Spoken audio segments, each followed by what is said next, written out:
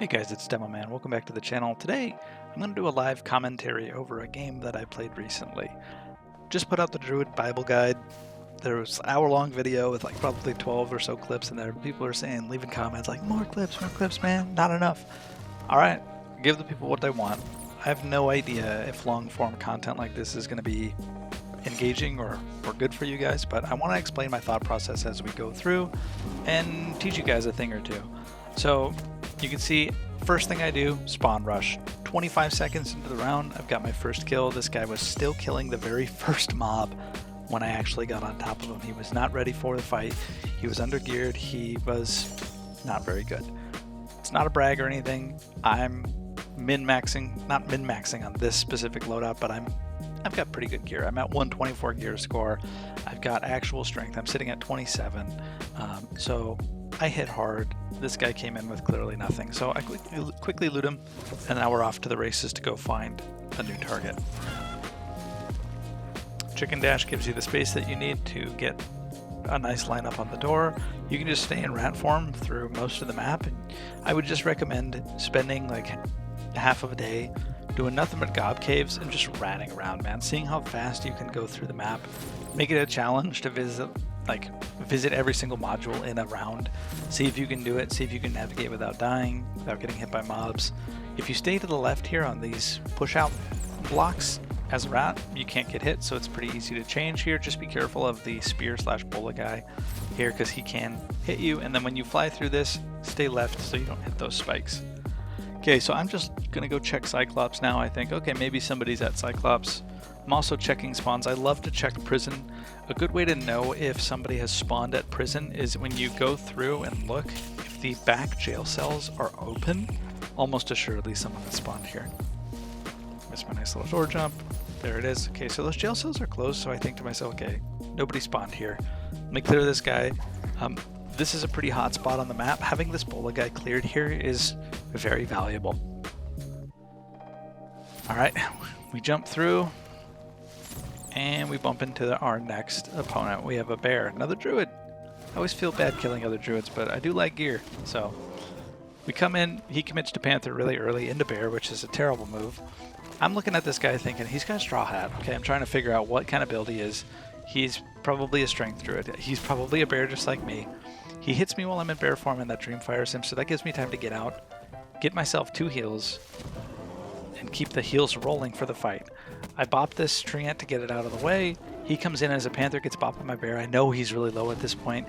He pulls out the spear, and for the first time, he's actually playing like he should. Spear into bear is really, really good if you are undergeared and the bear is trying to trade with you. He does the dumb thing again, and he goes into panther and tries to commit into bear. That is not worth it, guys. Like, fighting as a panther is a almost surefire way to get yourself killed. So, we have a nice little spell battle here. I think I take the trade a lot better. Ideally, you want to heal yourself so that you get the bonus heals before you do that. I bear drop onto him. He's low. I bully him into a corner, and he's out of here. Check his gear real quick. Okay, he had like some stuff on. I like to grab jewelry because it's really easy to fit into your space and often some of the most expensive stuff. I should have taken this owl pendant. I didn't. One thing that I really like to do, especially if you have 124 lobbies, there's a chance you're not going to have the spell power and the knowledge that you need to unlock all your spells.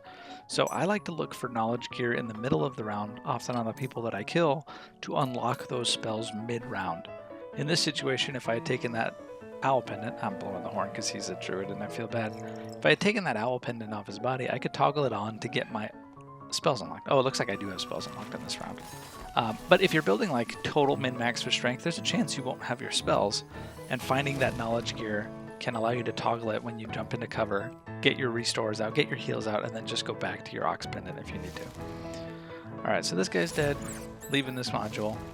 Now we gotta go looking again. I see in the kill feed, Cyclops killed someone, so I'm like, oh, we're in the 124 lobbies. Like, he had to have something to actually try Cyclops. Let's go check it out, see what he had. Oftentimes, my thought process coming into this room is, okay, Cyclops killed him, but often Cyclops gets a kill or one of the bosses gets a kill because other players intervene. So he fucks up due to panic So I'm a little bit edgy coming in here looking for players. It doesn't look like he's got players. I can touch the body. I'm excited here because he's a druid, and I'm like, oh yeah, more loot for me. I love druid gear. Right? I hate killing druids. I think of them as brothers, but you know, it is what it is. Give me that strength gear, man. There's not enough rings of courage in the world to satiate my desire. All right, so I upgrade, get a little bit more strength. I think it's around 31 strength where you can just one-tap normal goblins in the head with bear form, which is really powerful and allows you to just kind of clear modules super fast. Alright. Quick peek at the rest of the gear. Doesn't look like there's much else here. So we're out of here. I'm a little worried somebody's camping the door here, so I pop a protection pot while I exit, just in case there's a rogue or something. Oftentimes when you're in a lobby and the kill feed says Cyclops or Troll, people rush to those areas because they know that shit's either going down or there's free loot on the bodies. So I was a little bit worried there. Popped it just to be safe. And as we go through like Rogue Alley here, I've got my crystal ball out. Thought process here is if I get jumped, I want to be able to cast a spell as soon as possible. I want to be able to throw my wall out or my treant, get a heal rolling on myself. Anything is basically good. If I'm in cat form while traveling, so you know, occasionally I do travel in cat form, but if you're in cat form while traveling, there's a really good chance that a rogue can just absolutely murder you. Be careful in cat form because in my opinion, it should read enemies do an additional 30% damage to you. So if you get caught out by just being reckless, you'll get schwacked pretty fucking hard. It is tempting. I'll be honest, it is tempting to run around as a cat because it's fast and everybody likes going fast. Everybody likes being on a little race car. So I get a quick reset in here. I realize, oh man, like the lobby's still pretty full. I might need these spells. Let's pop this. It'll clear out a little bit of inventory space. I do like having my health pots on that other bar as well. Now I've got my bars set up so that if I bump into anything, I'm good. I equip Mending Grove here for one reason: rangers and ranger traps. If you get into a ranger trap, there's a solid chance that you die.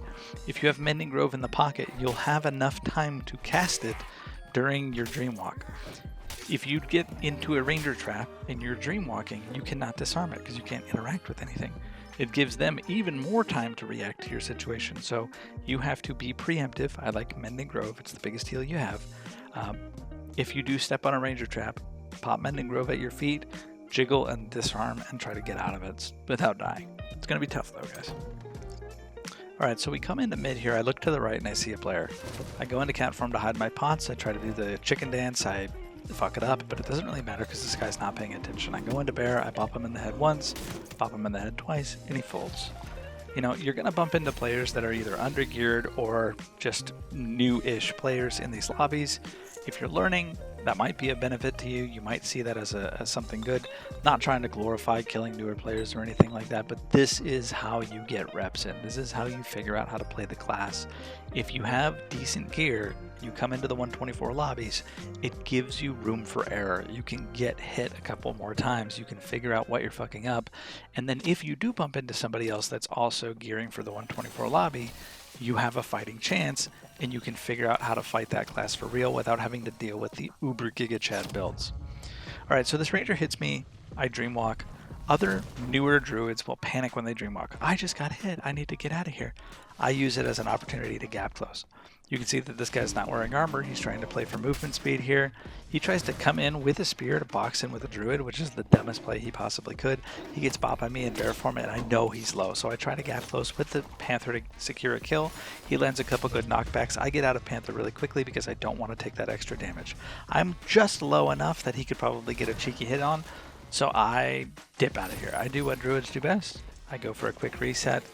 I don't want to get hit by this mummy while I'm mending groving because I am low enough that it would probably kill me. So I just dance on the edge of it, get a couple ticks in, bandage, and then look to reset back into that fight. You don't have to kill the mobs, you can just go through, reset. You don't have to even break this, just go underneath. This little gap here, you can't go in panther form. You can either go crouched as a human or you can go through as a rat. I think you can crouch as a panther, but it's still probably just faster to go under as a rat. Alright, so I'm looking for this guy here. I know he's going to be in mid, so he's probably waiting in this corner here. I come through as a rat with protection pot just in case. Of course, he's in the corner. I bop him once, he goes flying. Yeah, I don't know what he was expecting. He's naked, trying to fight a bear. So he gets mocked up. Mending Grove while looting gives you a reset and allows you to loot gear. It's so nice that people you kill now can be looted really quick. So I just kind of search through his gear real quick. Keep an eye out for agility rings with true damage. They're worth probably about 200 gold a pop. Very easy come up, and you can, if you find somebody else that's gearing for the lobby, you could still kill someone with a set worth like 1,500 to 2,000 gold. It's a little bit more tedious. You have to sell every individual item, and sometimes they don't move super fast, but you can make decent money here. Look, I've got like epic loose trousers and stuff. I hear the elevator and I'm thinking to myself, okay, the lobby's like pretty much dead at this point. I'm not super keen on staying. This guy has like some basic stuff, but it's really not worth it. It's time to leave. So just jump onto the platform. I like to sit in bear form in case there's like a rogue or something, or somebody else runs and tries to jump in at the last second. This guy is not coming back. That's the end of the round. Make it out safely. Now stick around for the gearing guide. Hey guys, I want to talk really quickly about gearing up Druid for 124 lobbies. If you want to learn PvP and get in lots of fights, but you want to have like the best min-max kit out there, look to do this. We got white weapons. You can craft the sterling rod at the weaponsmith under the service tab for silver powder. And then you can stack, check this out, 1, 2, 3, 4, 5, 6, 7 blue items on you if you get these nice copperlight pants. If you do that, you can have a white crystal ball, you can have a sterling rod, you can run white ale, you can bring in an extra white campfire kit, and have a full kit ready to go stomp some faces. Now, this whole kit will still run you probably about 1,200 gold, so it is a little bit expensive, especially with these rolls on these items, but, if you want to min-max, that's how you do it. Good luck, boys.